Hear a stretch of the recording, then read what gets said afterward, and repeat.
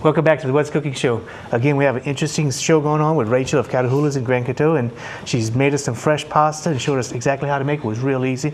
And now she's going to step 2. Rachel, take off. All right, I'm going to use this pasta roller to roll out the pasta. They also make a really great KitchenAid attachment to roll pasta. Wow. But it's easier to do it for me in the restaurant here. But yes. Anyway, so you can take a, and you can do it by hand. That's what they do in Italy, but I think they're even moving to pasta rollers. So anyway, I took like a piece of dough about like this, and I put it in, and they have different number adjustments. So you literally just crank it through this little thing. It's very simple, actually, and it just makes it a little bit thinner. And then I'm going to go to the next number, which is 2. Go figure. And then, and all you do is you just keep going through until it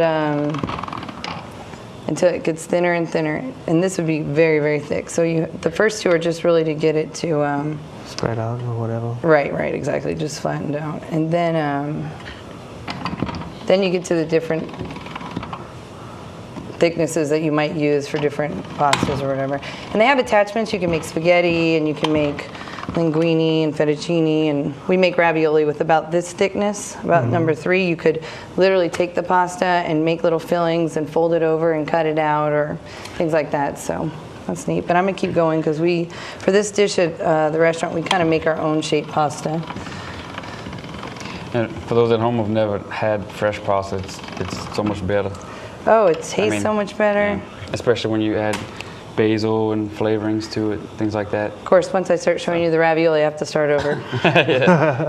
Once you fold it once, it's over. That's okay, though. If it gets a little sticky, you can add some flour to it.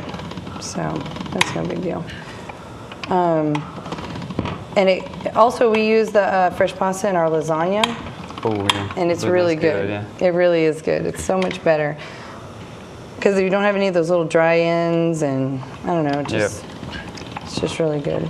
Sounds good. So if you want some of the ingredients that Rachel's using here today, you can stop by your local Piggly Wiggly stores here in Opelousas. 8410 Highway 182 North. And 1305 Heather Drive. You got it, Jason. Stop by and check on us over the ingredients over there, or recipes that are done on the show. In fact, Rachel's going to be there. Hopefully by Friday, be on the website and stuff. Or come by the store and pick it up over there. Yeah. Okay, so I'm still rolling this out. I cut it to make it a little bit more manageable. Easier. And I'm going to roll it to about 6. So I'm almost there. I'm on 5. So each time you go down, it's a little bit thinner.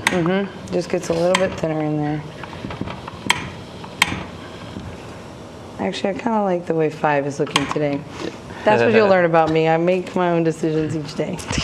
Well, the humidity outside and all that stuff. Yeah, it's... No, it really does. Yeah, it affects all that. What they say that with divinity? Yeah. And you got to check the weather before you make candy.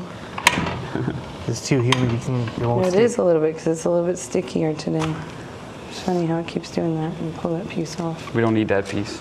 Yeah, really. You can put a little bit of flour on it if you want to. It makes it.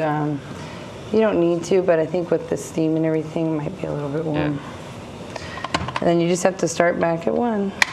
So it's a little bit labor intensive, but if you get a big piece of dough and you do it all at one time and you have it ready to go, we just make sheets and sheets of it and pull it out when it's ready. The benefits of going through all these steps, it outweighs, it's worth it. It doesn't really take that long. And like I said, you can dry it all yourself. So if you spend a day and decide to make some pasta and dried it, you have pasta for a whole year. Keep forever. Right.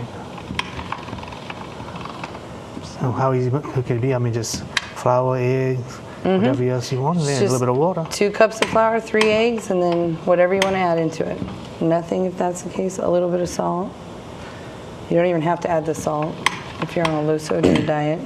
But for those who grew up loving ravioli as a kid, that ravioli made with fresh pasta, and let your imagination go. You can fill it with anything.